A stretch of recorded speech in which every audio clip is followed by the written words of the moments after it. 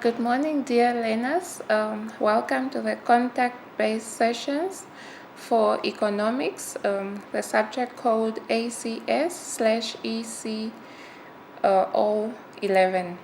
My name is Peneafo Angula. I'm the moderator for economics. I'm standing in for Mr. Mwela Shanika. So I'll just give you the basis of what are the few pointers that we think you should know. And then from there you can take it by yourself to prepare yourselves for the assignments and exams. So we'll start with the definition of economics.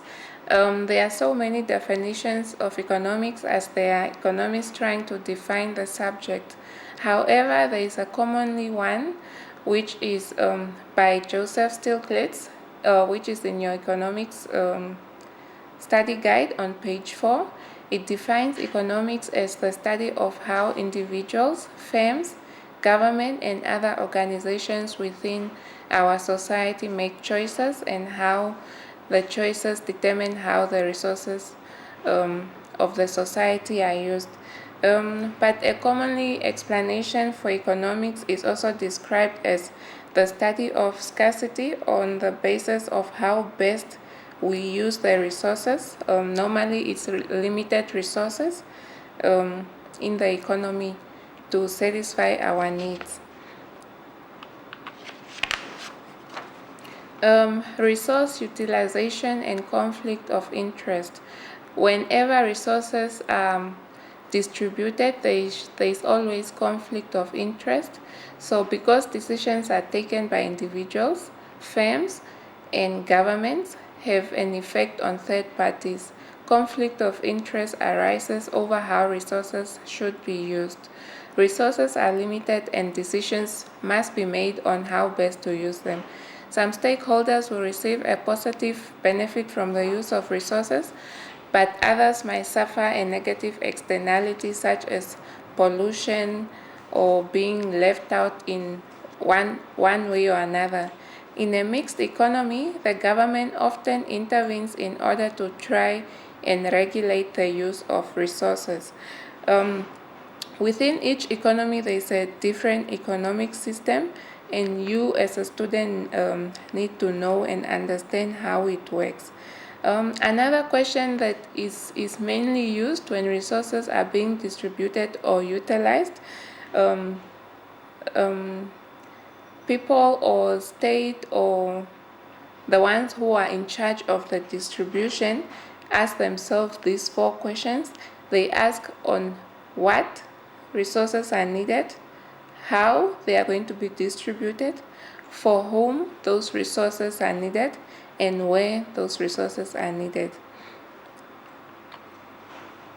Economic systems. This is another topic in economics that is quite important.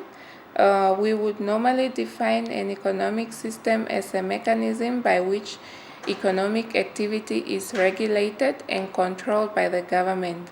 There are 3 major types of economic system.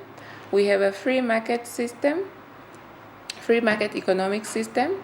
This is where the level of economic activity, including the choices on goods or services to produce or to supply, is left entirely to the market forces with the little government intervention. Mostly it's the big sectors or the big industries that control this type of economic system. And then we have a control or command economic system. This is mainly control or organized by the state. In other words, it's organized by the government or controlled by the government. The government plays a major role in deciding what products should an industry produce and also at what prices these products should be charged.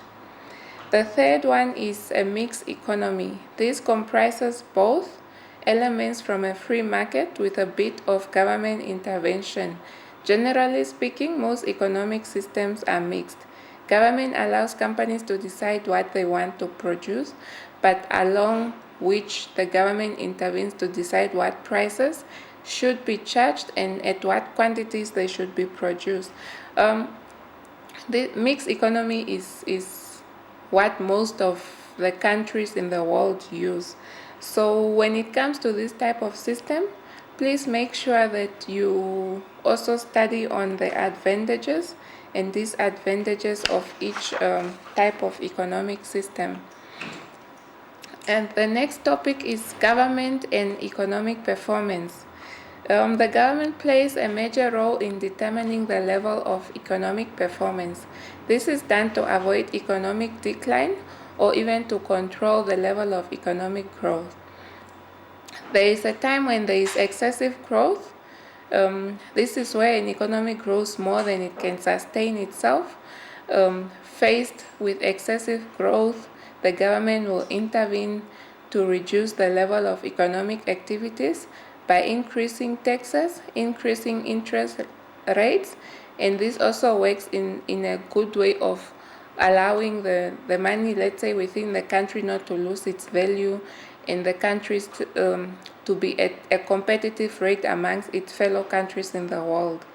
And then another situation that occurs within the economy is an economic decline. This, in other words, we can also call recession. Again, the government will intervene to boost economic by lowering taxes, lowering interest rates. All measures will be designed to stimulate consumer demand for goods and services. In this type of topics, you might be asked to elaborate why a government needs to intervene within an economic at certain times. So please go through and understand these topics so that you are in a way that you understand it from both sides. Welfare responsibility of the government. The government also has a welfare responsibility towards the nation or an economy. World over, governments have a responsibility to ensure that the needs and wants of its populace are catered for.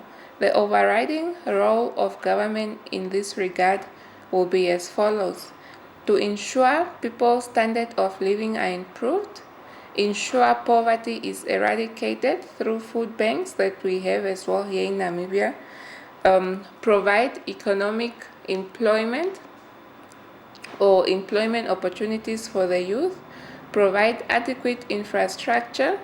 This could be health, roads, and all the infrastructure that is needed for the population to be living in such a way that everything is working towards a good state.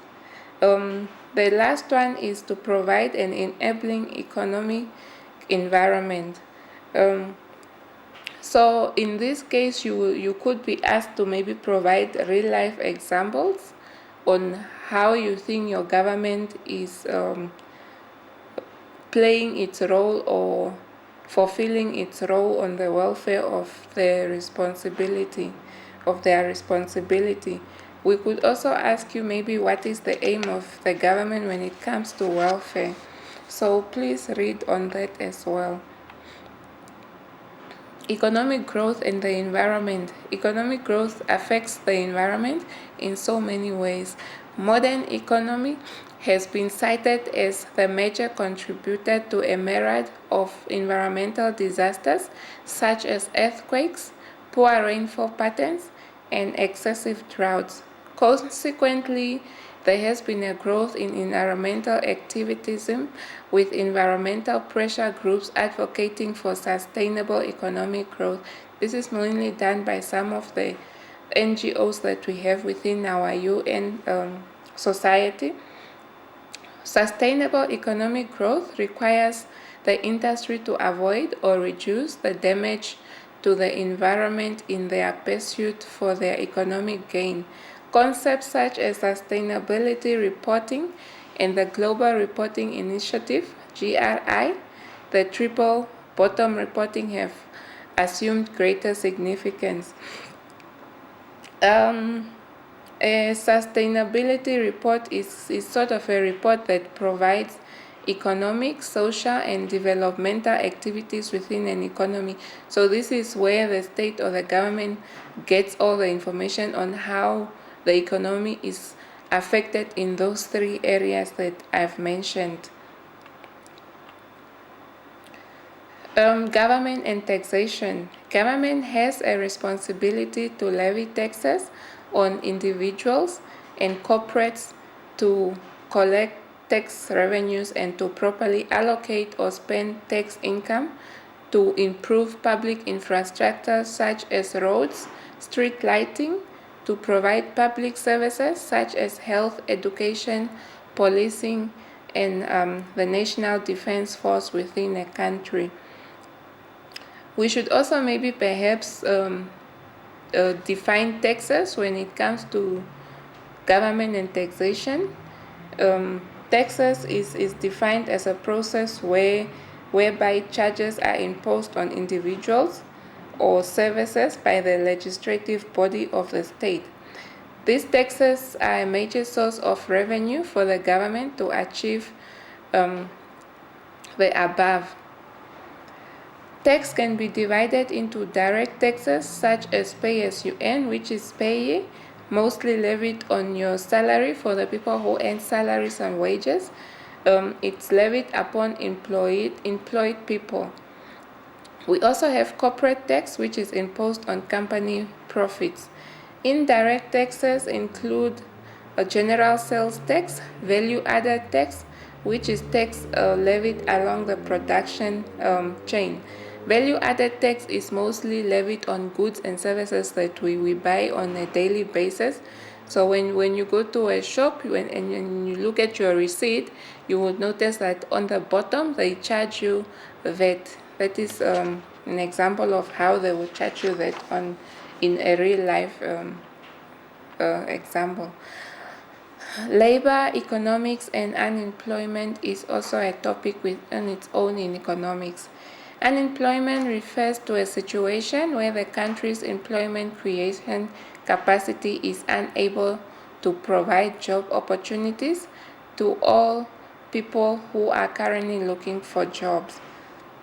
There are various factors that has been cited as contributing to massive joblessness, amongst them industrialization factors, technological factors, seasonal factors such as an ice cream, where sales are generally higher in summer but very low during winter seasons. Unemployment may also be driven by a weak educational system.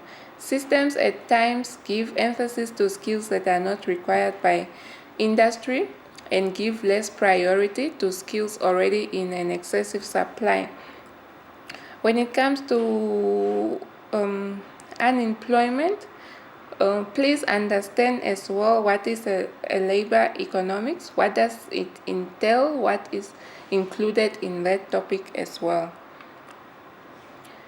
Unemployment and social effects. Unemployment in most instances has social effects on its society or an economy. Unemployment has some devastating social effects among particularly the youth. Research by psychologists have found that the greater majority of drug abuse and alcohol abuse is caused by stress. Still, psychologists have discovered that there is a strong correlation between drug abuse, unemployment, social unrest, crime, and stress. The above cases will put pressure on national resources, such as government, to try and respond. Please also know or read on the types. We have different types of unemployment.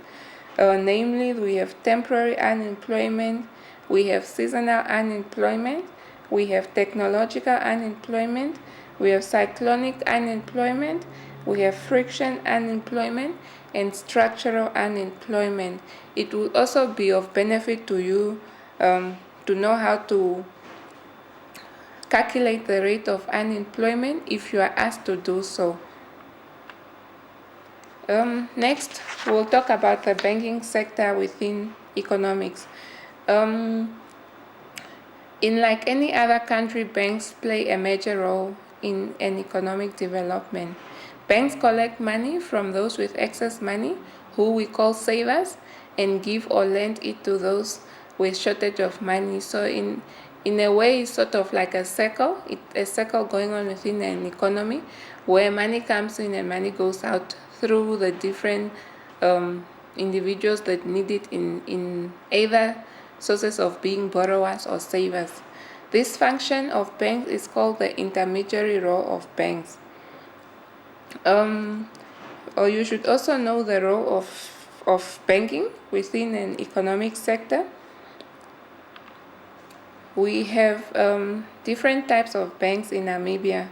First of all, we will talk about Bank of Namibia, which we also call the central bank. It's a major bank in Namibia. It's called or known as the central bank. Bank of Namibia is the government bank. It supervises other banks and controls the level of interest rate within the economy. We have other banks, which one of them is Development Bank of Namibia, shortened by the abbreviation of DBN. This provides loans for capital expenditure on the welfare and development of the country. Normally, this provides loans to individuals or entrepreneurs that come up with initiative to contribute towards the development of our country or economy as a whole. The next one, we'll talk about Agricultural Bank of Namibia. In Namibia, we call this one as AgriBank. It provides loans for agricultural activities to both large-scale and small-scale farmers. The emphasis on agriculture is due to the importance of the sector towards national poverty alleviation and because of agriculture's strategic importance to economic growth in Africa and the need for self-sufficiency in terms of food supplies. Another one that we'll talk about is small to medium enterprise. This is SME Bank, which has recently been liquidated or closed down. This bank was mostly targeting financial needs of small and upcoming industries or businesses, as these institutions lack a muscle to compete with established industries for funding. From large-scale commercial banks, it was thought prudent to come up with a bank to cater for funding needs for startup businesses. We have Nambeesa as well. This is a regulating body of financial institutions. Nambeesa is a regulatory institution in Namibia tasked with supervision of all financial institutions. This includes the pension funds, which we could name as Alexander Forbes, insurance companies, which are the Stanleys, micro lending institutes, which are institutes that lend out loans, small loans.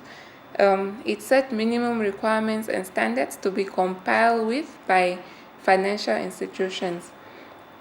It also controls the maximum interest rate that can be charged by such institutions.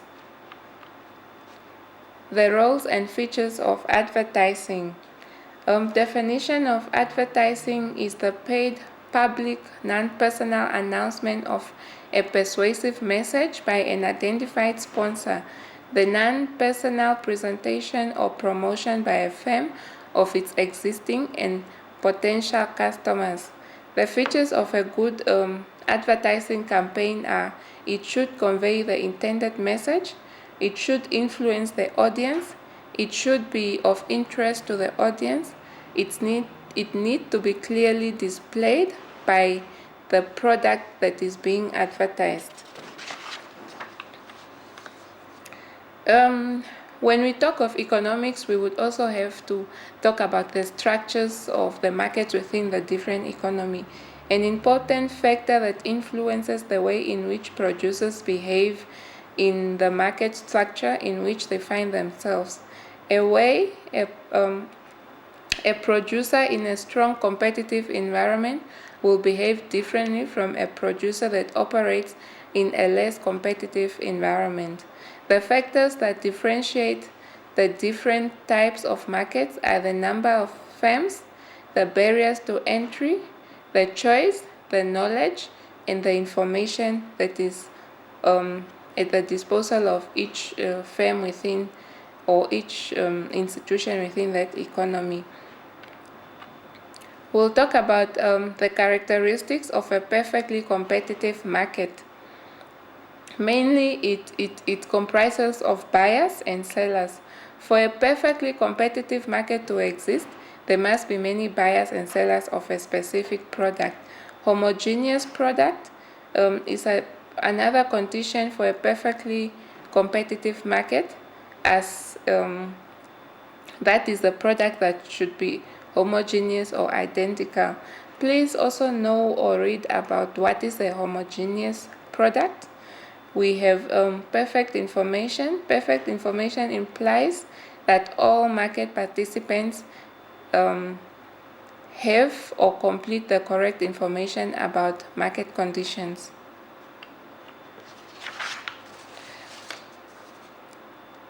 We continue with the characteristics of a perfect competition. No collision. Collision happens when sellers or buyers enter into an agreement, arrangement, or understanding to limit competition in order to gain market power so that they can influence the market price of the product. Another characteristic is freedom of entry and exit. Under perfect competition, buyers and sellers are completely free to enter or exit the market and at any given time of their will. We'll talk about productivity because productivity is one of the elements that is common in economics. We define productivity as a ratio of production output to what is required to produce it. Inputs of capital, labor, land, energy, materials. The measure of productivity is defined as a total output per 1 unit of total input. In other words, the word productivity describes how quickly inputs can be turned into outputs that can be sold. It describes efficiency and how well we use our time and resources. The effects of HIV and AIDS on productivity. One of the effects is reduced labor supply. The HIV and AIDS pandemic has an impact on labor supply through increased mortality and morbidity rate. Another effect is reduced labor productivity. With AIDS, it reduces labor productivity. It reduces exports and increases imports. Lower domestic productivity reduces exports, while imports of expensive healthcare goods may increase.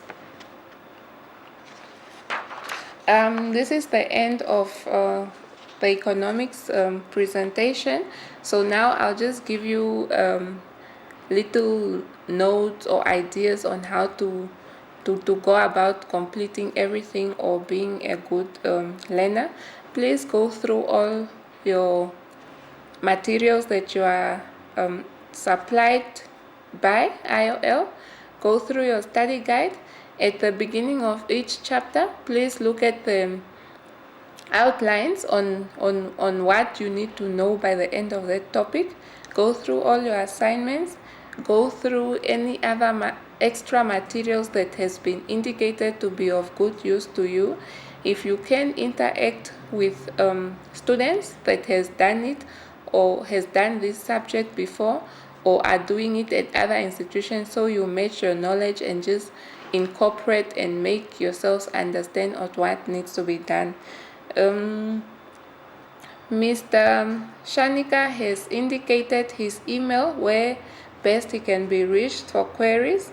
He has also indicated his number, as you can see on this slide, and he has indicated the time that is most suitable for him for inquiries and assistance when you need assistance. Please, when you do your assignments or when you are writing an exam, look at the action verbs. Most questions start with action verbs. understand, is it asking you to explain, is it asking you to describe, is it asking you to elaborate, is it asking you to perhaps differentiate between two concepts, and follow all the instructions on answering this. There will be some times where you are asked to give your view or real life examples on a certain concept. So please make sure that you understand when you are studying, you visualize it and conceptualize it in such a way that you are able to link it to your everyday life activities or everyday duties that you do. So with that said, I would also advise that economics is a complex subject, but if you read from the beginning to understand what it's all about, and if you get the underlining statement of what it's all about, then you will be good to go. So with that said, I wish you all the best with this subject, and yeah, may you prosper in learning and grasping this subject. Thank you.